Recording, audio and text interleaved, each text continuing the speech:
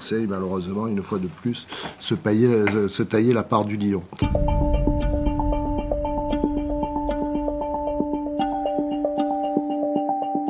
Il y a quelques jours, le parquet de Marseille dévoilait le démantèlement d'un vaste réseau international de blanchiment d'argent.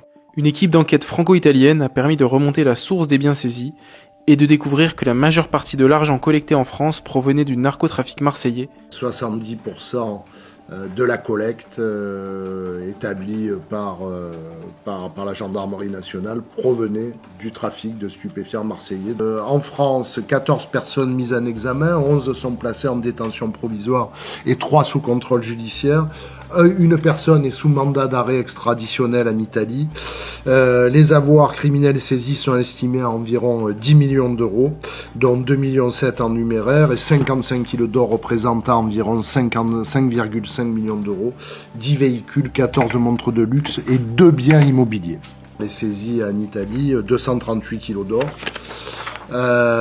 400 kilos d'argent, 7 kilos de palladium, 5 kilos de platinium, du numéraire, moins que nous, 1,3 million, et 24 biens immobiliers.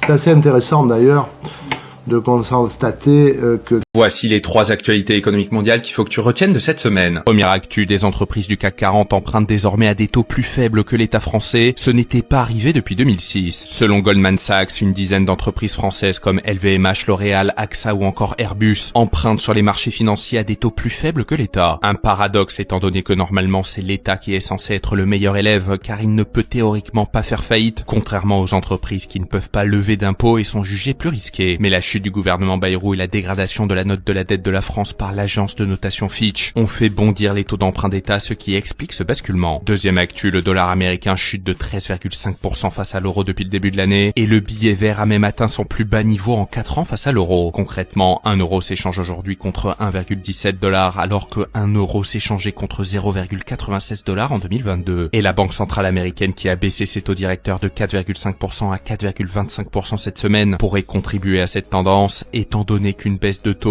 est synonyme théoriquement de plus de dollars en circulation, car ça pousse davantage au crédit pour les entreprises et les ménages, et cela rend aussi les actifs libellés en dollars moins attractifs, ce qui les rendra moins intéressants pour les investisseurs étrangers, réduisant ainsi la demande. Avant de passer à la troisième actu, sachez que ce format est dispo en plus long en format newsletter avec des décryptages exclusifs. Vous trouverez un lien sur mon profil pour s'abonner gratuitement. Troisième actu, le poids de la bourse américaine n'a jamais été aussi concentré entre les mains des big tech. En fait, le S&P 500, qui est l'indice boursier qui réunit les 500 plus importantes capitalisations américaines, n'a jamais été aussi peu diversifié. En 2025,